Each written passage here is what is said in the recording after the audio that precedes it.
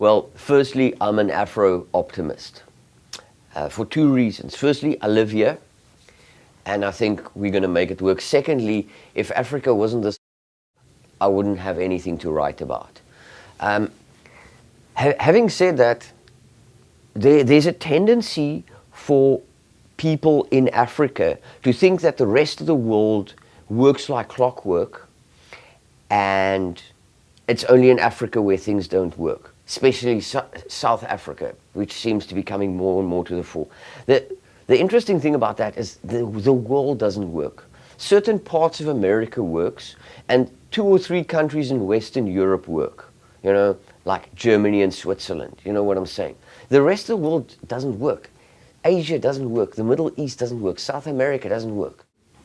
When I started going into Africa, initially I was very impatient. And I think there's a problem that a lot of South Africans have. We want things done our way. We don't fit into other people's plans. Americans have that problem too. So the one thing that I've learned is to adapt to my circumstances and to make it work for me rather than bitch and moan about things that aren't there.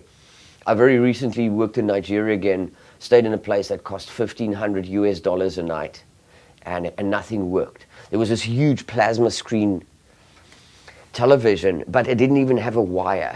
It was just literally the screen stuck on the wall. It has a jacuzzi the size of a boardroom table, but it didn't have an engine in it.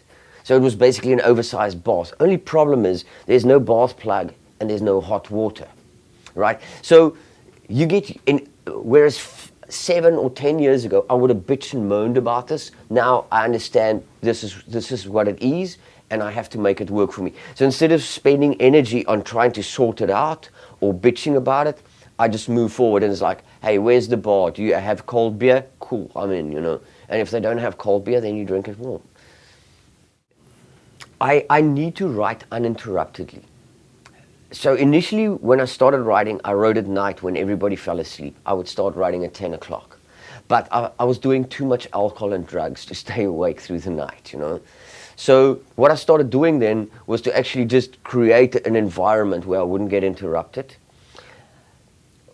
So the cell phone would be switched off. I have got a special laptop which doesn't even have like Outlook or the internet on it. It's basically like a old typewriter almost.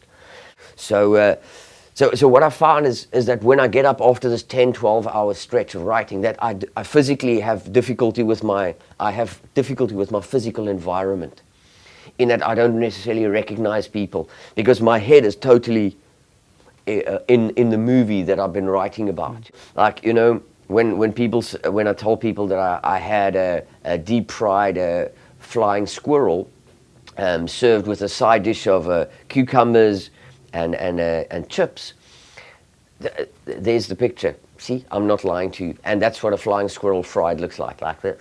You know? I'm always traveling. Sometimes it's just in my own head. The future, the whole idea is for Witbooi to become a brand. In other words, I will be writing my next book, will be called Witbooi in wherever. That'll be the second one. The third one will be Witbooi in Eastern Europe. I want to do a lot of those old Soviet republics. At the moment, I'm traveling in Africa quite extensively again and again. And Witbooi always goes with. If Witbooi stays at home, then I'll just become old and boring like the rest of the people, and I don't want that, because then they might as well just take me out and shoot me or give me a heroin overdose, you know.